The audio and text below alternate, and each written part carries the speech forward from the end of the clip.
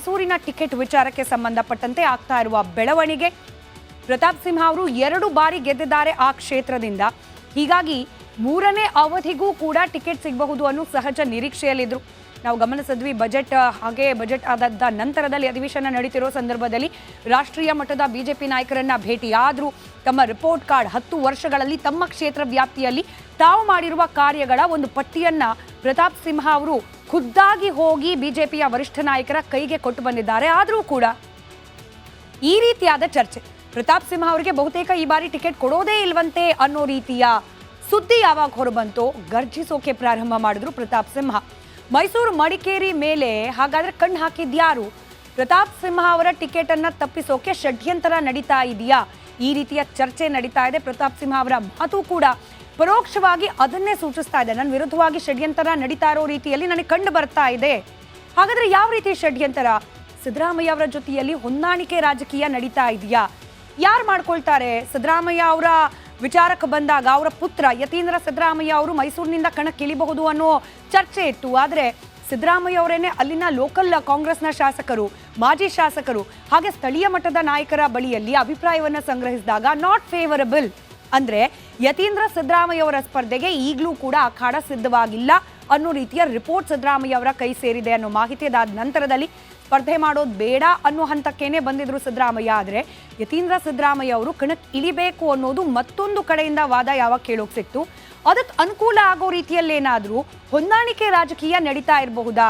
ಅಲ್ಲಿ ಪ್ರತಾಪ್ ಸಿಂಹ ಅವರು ಕಂಟೆಸ್ಟ್ ಮಾಡಿ ಅವರ ವಿರುದ್ಧವಾಗಿ ಯತೀಂದ್ರ ಅವರನ್ನ ನಿಲ್ಲಿಸಿದ್ದೇ ಆದಲ್ಲಿ ಯತೀಂದ್ರ ಸಿದ್ದರಾಮಯ್ಯ ಅವರ ಗೆಲುವಿನ ಸಾಧ್ಯತೆ ಕಡಿಮೆ ಆಗ್ಬಿಡಬಹುದಾ ಅನ್ನೋ ಆತಂಕಕ್ಕೆ ಸಿದ್ದರಾಮಯ್ಯ ಅವರು ನಮ್ಮ ಬಿಜೆಪಿಯ ನಾಯಕರ ಜೊತೆಯಲ್ಲಿ ಏನಾದ್ರು ಹೊಂದಾಣಿಕೆ ಮಾಡ್ಕೊಳ್ತಿದ್ದಾರಾ, ಸಾಧ್ಯನಾ ಇದು ಅನ್ನೋ ಪ್ರಶ್ನೆ ಕೇಳಿದ್ರು ಪ್ರತಾಪ್ ಸಿಂಹ ಅವರು. ಆದರೆ ಅವರ ಮಾತಿನಲ್ಲಿ ಪರೋಕ್ಷವಾಗಿ ವ್ಯಕ್ತವಾಗ್ತಾ ಇದ್ದಿದ್ದು ಇದೇ ಲಾಜಿಕ್.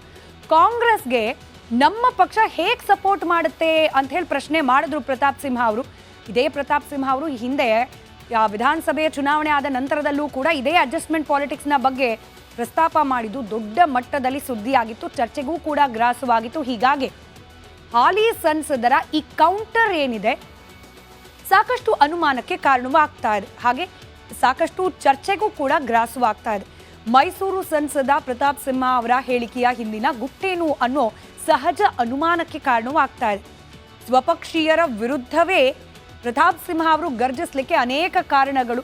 ಇನ್ಫ್ಯಾಕ್ಟ್ ಯಡಿಯೂರಪ್ಪನವರು ಆಫ್ ದ ರೆಕಾರ್ಡ್ ಸಿಕ್ಕಿರುವ ಮಾಹಿತಿಯ ಪ್ರಕಾರ ಹೇಳೋದಾದ್ರೆ ಯಡಿಯೂರಪ್ಪನವರು ಅಮಿತ್ ಶಾ ಅವರ ಮುಂದೆ ಕೂತು ಈ ಟಿಕೆಟ್ ವಿಚಾರಕ್ಕೆ ಮಾತನಾಡುವ ಸಂದರ್ಭದಲ್ಲಿ ಇಲ್ಲ ಮೈಸೂರು ಕ್ಷೇತ್ರ ವ್ಯಾಪ್ತಿಯಲ್ಲಿ ಹಾಲಿ ಮಾಜಿ ಶಾಸಕರ ಜೊತೆಯಲ್ಲಿ ಅಷ್ಟು ವಿಶ್ವಾಸವನ್ನ ಉಳಿಸ್ಕೊಂಡಿಲ್ಲ ಪ್ರತಾಪ್ ಸಿಂಹ ಅವರು. ಕಾರ್ಯಕರ್ತರಿಗೆ ಹೌದು ಪ್ರತಾಪ್ ಸಿಂಹ ಅವರನ್ನ ನಿಲ್ಲಿಸಬೇಕು ಅನ್ನೋದಿರಬಹುದು, ಆದರೆ ನಾವು ಅಂದುಕೊಂಡ ಮಟ್ಟಿಗೆ ಅವರ ಹೊಂದಾಣಿಕೆ ಇಲ್ಲ ಅನ್ನೋ ರೀತಿಯಲ್ಲಿ ಹೇಳಿದ್ದಾರೆ BSY. ಆಗ ಅಮಿತ್ ಶಾ ಅವ್ರು ಕೇಳ್ತಾರೆ ಆಲ್ಟರ್ನೇಟ್ ಯಾರು ಅಂದಾಗ ಯದುವೀರ್ ಅವರ ವಿಚಾರ ಪ್ರಸ್ತಾಪ ಆಯ್ತು ಅನ್ನೋ ಚರ್ಚೆ ಕೂಡ ಬಿಜೆಪಿ ಪಾಳ್ಯದಲ್ಲೇ ನಡೀತಾ ಇದೆ.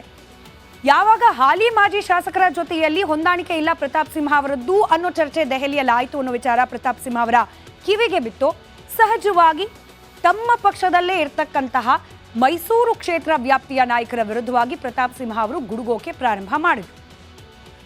ಇನ್ನು ಪ್ರತಾಪ್ ಸಿಂಹ ಅವರ ಬದಲಿಗೆ ಕೇಳೋಕ್ ಸಿಗ್ತಾ ಇರೋದು ಮೈಸೂರು ಕೊಡಗು ಲೋಕಸಭಾ ಕ್ಷೇತ್ರದಿಂದ ಬಿಜೆಪಿಯ ಟಿಕೆಟ್ ಈ ಬಾರಿ ಮೈಸೂರಿನ ರಾಜವಂಶಸ್ಥರಾದ ಯದುವೀರ್ ಅವರಿಗೆ ಸಿಗಬಹುದು ಅಂತ ಹೇಳಿ. ಯಾಕೆ ಈ ಒಂದು ಹೆಸರು ಮುನ್ನೆಲೆಗೆ ಬಂತು? ಕರ್ನಾಟಕದಲ್ಲೂ ಕೂಡ ರಾಜಸ್ಥಾನದ ಮಾದರಿಯನ್ನ ಅನುಸರಿಸಲಿಕ್ಕೆ ರಾಜ್ಯ ಬಿಜೆಪಿ ಪಾಳೆಯ ಮುಂದಾಗ್ತಿದ್ಯಾ?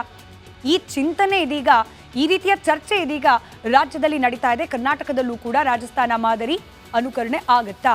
ಲೋಕ ಅಖಾಡಕ್ಕೆ ರಾಜ ಮನೆತನದ ಕುಡಿ ಪ್ರವೇಶವನ್ನ ಮಾಡ್ತಾರಾ ಅನ್ನೋದು ಕಳೆದ ಲೋಕಸಭಾ ಚುನಾವಣೆ ಹೊತ್ತಿಗೆ ಮಾಧ್ಯಮದವರು ಪ್ರಶ್ನೆ ಮಾಡಿದಾಗ, ಇನ್ಫ್ಯಾಕ್ಟ್ ವಿಧಾನಸಭಾ ಚುನಾವಣೆ ಹೊತ್ತಿಗೂ ಕೂಡ ಯದುವೀರ್ ಅವರನ್ನ ಪ್ರಶ್ನೆ ಮಾಡಿದಾಗ ಅವ್ರು ಹೇಳಿದ್ದು ಇಲ್ಲ ರಾಜಕೀಯಕ್ಕೆ ಬರಲಿಕ್ಕೆ ನನಗೆ ಈಗ ಆಸಕ್ತಿ ಇಲ್ಲ ಅಂತ ಹೇಳಿ. ಆದರೆ ಕಾಲ ಬದಲಾಗಿದೆ, ಚುನಾವಣೆಗಳು ಹತ್ತಿರ ಬರ್ತಾ ಇದ್ದ ಹಾಗೆ ಲೋಕಸಭಾ ಚುನಾವಣೆ ಒಂದಷ್ಟು ಅಪ್ರೋಚ್ ಬಿಜೆಪಿಯ ವರಿಷ್ಠರಿಂದ ಕೂಡ ಹೋಗಿರಬಹುದು ಅನ್ನೋ ಚರ್ಚೆ ಇದೆ. ಹೀಗಾಗಿ ಈ ಬಾರಿ ಲೋಕಸಭಾ ಅಖಾಡದಿಂದ ಕಣಕ್ಕಿಳಿಯುವ ನಿರ್ಧಾರಕ್ಕೆ ಬಂದ್ರ ಮೈಸೂರಿನ ರಾಜವಂಶಸ್ಥರಾದ ಯದುವೀರ್ ಅವರು ಅನ್ನೋದು ಸದ್ಯಕ್ಕೆ ನಡೀತಾ ಇರುವ ಚರ್ಚೆ. ಬಿಜೆಪಿಯಿಂದ ಯದುವೀರ್ ಒಡೆಯರ್ ಅವರಿಗೆ ಟಿಕೆಟ್ ನೀಡಬಹುದು ಪ್ರತಾಪ್ ಸಿಂಹ ಅವರ ಬದಲಿಗೆ ಅನ್ನೋದು ಕೂಡ ಸದ್ಯಕ್ಕೆ ಮೈಸೂರು ವ್ಯಾಪ್ತಿಯಲ್ಲಿ ಬಹಳ ಚರ್ಚೆಗೆ ಗ್ರಾಸವಾಗಿದೆ. ಯದುವೀರ್ ಅವರು ಇನ್ ಕೇಸ್ ರಾಜಕೀಯಕ್ಕೆ ಬಂದ್ರೆ ಮೈಸೂರಿನ ಚಿತ್ರಣ ಬದಲಾಗಿದೆ. ಇನ್ಫ್ಯಾಕ್ಟ್ ರಾಜಸ್ಥಾನದ ಮಾದರಿ ಅಂತ ಯಾಕೆ ಹೇಳಿದ್ದು ಅಂತಂದ್ರೆ, ರಾಜಸ್ಥಾನದಲ್ಲೂ ಹೀಗೆ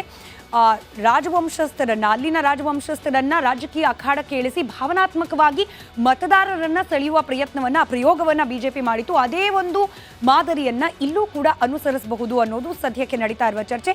ಮೈಸೂರು ಮಾತ್ರವಲ್ಲ, ಅಕ್ಕಪಕ್ಕದ ಜಿಲ್ಲೆಗಳು, ಅಲ್ಲಿನ ಮತದಾರರು ಮಂಡ್ಯ, ಚಾಮರಾಜನಗರ, ಹಾಸನ, ತುಮಕೂರು ಹಾಗೆ ಚಿತ್ರದುರ್ಗ ಭಾಗದಲ್ಲೂ ಕೂಡ ಬಿಜೆಪಿ ಜೆಡಿಎಸ್ ಮೈತ್ರಿಗೆ ಒಡೆಯರ್ ಅವರ ರಾಜಕೀಯ ಪ್ರವೇಶದಿಂದ ಮತ್ತಷ್ಟು ಬಲ ಬರಬಹುದು ಅನ್ನೋದು ಸದ್ಯದ ಲೆಕ್ಕಾಚಾರ. ಹಳೆ ಮೈಸೂರು ಪ್ರಾಂತ್ಯದಲ್ಲಿ ಒಡೆಯರ್ ಮೇಲೆ ಗೌರವ ಅಪಾರವಾಗಿದೆ. ಹಾಗಾಗಿ ಈ ಗೌರವವನ್ನು ಮತವಾಗಿ ಪರಿವರ್ತನೆ ಮಾಡಿಕೊಳ್ಳಬಹುದಾ ಅನ್ನೋದು ಬಿಜೆಪಿಯ ಚಿಂತನೆಯಾಗಿದೆ. ಮತ್ತೊಂದು ಕಡೆಯಲ್ಲಿ ಯಾವಾಗ ಪ್ರತಾಪ್ ಸಿಂಹ ಅವರಿಗೆ ಟಿಕೆಟ್ ಈ ಬಾರಿ ಸಿಗೋದಿಲ್ವೇನೋ ಅನ್ನೋ ಚರ್ಚೆ ಪ್ರಾರಂಭವಾಯಿತು. ಪ್ರತಾಪ್ ಸಿಂಹ ಅವರ ಪರವಾಗಿ ಅಭಿಯಾನಗಳೇ ಶುರುವಾಗ್ಬಿಟ್ಟಿದೆ. ಅದರಲ್ಲೂ ಸೋಷಿಯಲ್ ಮೀಡಿಯಾದಲ್ಲಿ, ಸಾಮಾಜಿಕ ಜಾಲತಾಣದಲ್ಲಿ ಪ್ರತಾಪ್ ಸಿಂಹ ಅವರ ಪರವಾಗಿ ಕ್ಯಾಂಪೇನ್ ನಡೀತಾ ಇದೆ. ಪ್ರತಾಪ್ ಸಿಂಹ ಅವರ ಪರವಾಗಿ ಭರ್ಜರಿ ಕ್ಯಾಂಪೇನ್ ಶುರು ಮಾಡಿದ್ದಾರೆ ಅವರ ಅಭಿಮಾನಿಗಳು ಹಾಗೆ ಕಾರ್ಯಕರ್ತರು. ಪ್ರತಾಪ್ ಅವರಿಗೆ ಟಿಕೆಟ್ ನೀಡದೆ ಹೋದರೆ ಹೋರಾಟವನ್ನ ಹೆಚ್ಚು ಮಾಡೋದಾಗಿ ಎಚ್ಚರಿಕೆಯನ್ನ ನೀಡುತ್ತಿದ್ದಾರೆ. ಪ್ರತಾಪ್ ಸಿಂಹ ಅವರಿಗೆ ಟಿಕೆಟ್ ಕೊಡದೇ ಇದ್ರೆ ಅವರ ಬದಲಾಗಿ ನೀವು ಯಾರನ್ನೇ ಕಣಕ್ಕಿಳಿಸಿದ್ರು ಬಿಜೆಪಿಯಿಂದ ಅಥವಾ JDSನಿಂದ, ನಾವು ನೋಟಾ ಓಟನ್ನ ಚಲಾವಣೆ ಮಾಡ್ತೀವಿ. ಈ ಮಾತು ಯಾಕೆ? ಸಹಜವಾಗಿ ಬಿಜೆಪಿಯ ಕಾರ್ಯಕರ್ತರು ಭಾವನಾತ್ಮಕವಾಗಿ ಪಕ್ಷದ ಜೊತೆಯಲ್ಲಿ ಬೆಸ್ತಿರ್ತಾರೆ. ಹೀಗಾಗಿ ಕಾಂಗ್ರೆಸ್ ಪಕ್ಷಕ್ಕೆ ಅಂದ್ರೆ ವಿರೋಧ ಪಕ್ಷಕ್ಕೆ ಓಟ್ ಹಾಕ್ಲಿಕ್ಕೆ ಮನಸ್ಸಾಗೋದಿಲ್ಲ. ಓಟ್ ಹಾಕದೇ ಹೋದ್ರೆ ಸಂವಿಧಾನದತ್ತವಾಗಿ ಸಿಕ್ಕಿರುವ ನಮ್ಮ ಹಕ್ಕನ್ನ ಚಲಾವಣೆ ಮಾಡದೆ ಹೋದ್ವಿ ಅನ್ನೋ ರೀತಿಯ ವಿಶ್ಲೇಷಣೆ. ಹೀಗಾಗಿ ಓಟ್ ಮಾಡ್ತೀವಿ, ಆದರೆ ಪ್ರತಾಪ್ ಸಿಂಹ ಅವರ ಬದಲಾಗಿ ಇಳಿಸುವ ಬಿಜೆಪಿಯ ಬೇರೆ ಅಭ್ಯರ್ಥಿಯಲ್ಲ, NOTA ಆಪ್ಷನ್ಗೆ, none of the above ಆ ಆಪ್ಷನ್ಗೆ ನಾವು ಮತವನ್ನ ಚಲಾವಣೆ ಮಾಡ್ತೀವಿ ಅಂತ ಹೇಳಿ ಸೋಷಿಯಲ್ ಮೀಡಿಯಾದಲ್ಲಿ ಚರ್ಚೆಯನ್ನ ಮಾಡ್ತಾ ಇದ್ದಾರೆ. ಅಡ್ಜಸ್ಟ್ಮೆಂಟ್ ಪಾಲಿಟಿಕ್ಸ್ ಬಗ್ಗೆ ಕೂಡ ಭಾರಿ ಆಕ್ರೋಶ ವ್ಯಕ್ತವಾಗ್ತಾ ಇದೆ. ಇಲ್ಲಿ ನಿಜವಾಗ್ಲೂ ಕೂಡ ಅಡ್ಜಸ್ಟ್ಮೆಂಟ್ ಆಗಿದೆಯಾ ಇಲ್ವಾ? ಯಾಕಂತಂದ್ರೆ ಇದು ವಿಧಾನಸಭಾ ಚುನಾವಣೆಯಲ್ಲ. ಇನ್ಫ್ಯಾಕ್ಟ್ ವಿಧಾನಸಭಾ ಚುನಾವಣೆಯಲ್ಲೂ ಕೂಡ ಪಕ್ಷದ ಹೈಕಮಾಂಡ್ ಗಮನಕ್ಕೆ ಬಾರದೆ ಯಾವುದೇ ನಿರ್ಧಾರವನ್ನ ರಾಜ್ಯ ಮಟ್ಟದ ಬಿಜೆಪಿಯ ನಾಯಕರು ತೆಗೆದುಕೊಳ್ಳಲಿಕ್ಕೆ ಅವಕಾಶಗಳು ಬಹಳ ಕಮ್ಮಿ ಇತ್ತು. ಹೇಳಿ ಕೇಳಿ 400 ಪಾರ್ ಅನ್ನೋ ಮಹತ್ವಾಕಾಂಕ್ಷೆಯ ಗುರಿಯನ್ನ ಹೊಂದದೆ NDA ಈ ಬಾರಿ ಬಿಜೆಪಿ ಏಕಪಕ್ಷವಾಗಿ 370ರ ಗಡಿ ದಾಟಬೇಕು ಅಂತ ಹೇಳಿ ಮೋದಿ ಅವರೇನೇ ಘೋಷಣೆಯನ್ನ ಮಾಡಿದ್ದಾರೆ. ಹೀಗಾಗಿ ಒಂದೊಂದು ಲೋಕಸಭಾ ಕ್ಷೇತ್ರದ ಗೆಲುವು ಕೂಡ ಬಹಳ ಮುಖ್ಯವಾಗಿರುವಾಗ ಅಡ್ಜಸ್ಟ್ಮೆಂಟ್ ಮಾಡಿಕೊಂಡು ಬೇರೆ ಪಕ್ಷದವರಿಗೆ ಗೆಲುವಾಗೋ ರೀತಿಯಲ್ಲಿ ನಿರ್ಧಾರಗಳನ್ನು ಕೈಗೊಂಡ್ರೆ ಬಿಜೆಪಿಯ ರಾಷ್ಟ್ರೀಯ ಮಟ್ಟದ ಹೈಕಮಾಂಡ್ ಸುಮ್ಮನೆ ಇರುತ್ತಾ? ಪ್ರಶ್ನೆ ಇದೆ. ಆದರೆ ಈ ರೀತಿಯ ಚರ್ಚೆ ಯಾವಾಗ ಬಂತು, ಸಹಜವಾಗಿ ಪಕ್ಷದ ಕಾರ್ಯಕರ್ತರು, ಅದರಲ್ಲೂ ಪ್ರಮುಖವಾಗಿ ಪ್ರತಾಪ್ ಸಿಂಹ ಅವರ ಬೆಂಬಲಿಗರು ಆಕ್ರೋಶವನ್ನ ವ್ಯಕ್ತಪಡಿಸ್ತಾ ಇದ್ದಾರೆ. ಇನ್ನು ಚಿಕ್ಕಮಗಳೂರು ಕಾರ್ಯಕರ್ತರಿಂದ ಪ್ರತಾಪ್ ಸಿಂಹ ಅವರ ಪರವಾಗಿ ಕ್ಯಾಂಪೇನ್ ನಡೀತಾ ಇದೆ. ಅಲ್ಲೊಂದು ಮತ್ತೊಂದು ಕತೆ ಇದೆ. ಶೋಭಾ ಕರಂದ್ಲಾಜೆ ಅವರಿಗೆ ವಿರೋಧ ವ್ಯಕ್ತವಾಗಿ ಗೋ ಬ್ಯಾಕ್ ಶೋಭಾ ಅನ್ನೋ ಕ್ಯಾಂಪೇನ್ ನಡೀತಾ ಇದೆ. ನೀವು ಪ್ರತಾಪ್ ಸಿಂಹ ಅವರಿಗೆ ಮೈಸೂರಿನಲ್ಲಿ ಟಿಕೆಟ್ ಕೊಡೋದಿಲ್ವಾ? ಹಾಗಾದ್ರೆ ಕಳಿಸಿ, ಇಲ್ಲಿಗೆ ಚಿಕ್ಕಮಗಳೂರಿಗೆ ಕಳಿಸಿ, ಅಲ್ಲಿ ಟಿಕೆಟ್ ಕೊಡಿ, ನಾವು ಇಲ್ಲಿ ಗೆಲ್ಸ್ಕೊಂಡು ಬರ್ತೀವಿ ಅಂತ ಹೇಳಿ ಆ ಭಾಗದ ಕಾರ್ಯಕರ್ತರು ಪ್ರತಾಪ್ ಸಿಂಹ ಅವರ ಪರವಾಗಿ ಕ್ಯಾಂಪೇನ್ ಅನ್ನ ಮಾಡ್ತಿದ್ದಾರೆ.